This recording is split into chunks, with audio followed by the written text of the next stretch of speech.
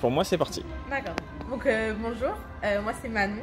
Je suis en stage du coup cette semaine à Decathlon. Et aujourd'hui je vais vous parler du drop. Donc déjà, je vais vous expliquer ce que c'est. Donc le drop, c'est la différence de hauteur entre le talon et l'avant du pied dans une chaussure de running. Donc le drop, c'est super important parce que ça va influencer sur la foulée du coureur. Donc par exemple, si on a une chaussure très élevée, où le drop est très élevé, c'est plus pour les coureurs qui posent le talon en premier.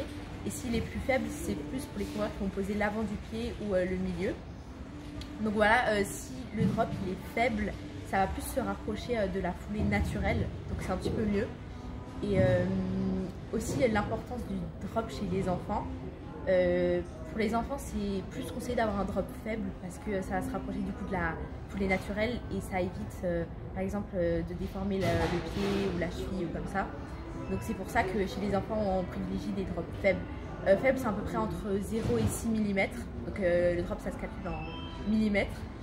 Et donc voilà, donc c'est mieux pour les enfants d'avoir un drop faible. Donc voilà, je vous ai un peu expliqué ce que c'était. Comme ça vous saurez ce que c'est.